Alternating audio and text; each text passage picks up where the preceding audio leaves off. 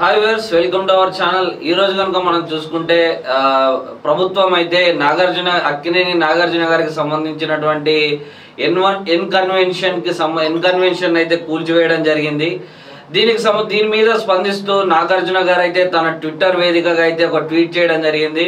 ఈ ట్వీట్ లో కనుక మనం చూసుకుంటే స్టే ఆర్డర్లు మరియు కోర్టు కేసులకు విరుద్ధంగా ఎన్ కన్వెన్షన్ కు సంబంధించి కూల్చివేతలు చేపట్టడం బాధాకరం. మా ప్రతిష్టను కాపాడడం కోసం, కొన్ని వాస్తవాలను తెలియజేయడం కోసం మరియు చట్టాన్ని ఉల్లంఘించేలా మేము ఎటువంటి చర్యలు చేపట్టలేదని తెలుపుట కొరకు ఈ ప్రకటనను జారీ చేయడం సరైనదని నేను భావించట్లేదని అయితే నాగార్జున గారు అయితే వెల్లడించడం జరిగింది. అదేవిధంగా ఆ భూమి పట్టా భూమి 1 అంగుళం ట్యాంక్ ప్లాంట్ను కూడా ఆక్రమణకు గురి కాలేదు. ప్రైవేట్ స్థలంలో నిర్మించిన భవనం అది. కూల్చివేత కోసం గతంలో ఇచ్చిన అక్రమ నోటీస్ పై కూడా స్టే మంజూరు చేసింది.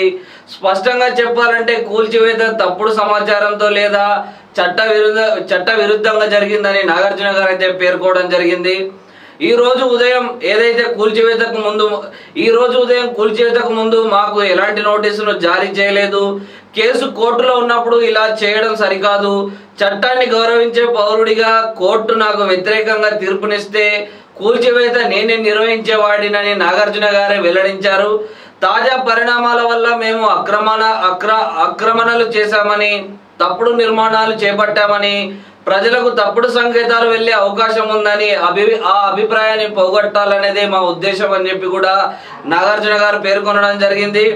అధికారులు చేసిన ఈ చట్టవిరుద్ధ చర్యలకు వ్యతిరేకంగా మేము న్యాయస్థానాన్ని ఆశ్రయిస్తాము. అక్కడ మాకు న్యాయం జరుగుతుందని ఆశిస్తున్నామని నాగార్జున గారు ఈ ట్విట్టర్ లో తను అయితే ట్వీట్ చేయడం జరిగింది. నాగార్జున గారు చేసిన ఈ ట్వీట్ కి మరి ప్రభుత్వానికి సంబంధించి ఏ విధంగా స్పందిస్తారో చూడాల్సిన అవసరం అయితే ఉంది.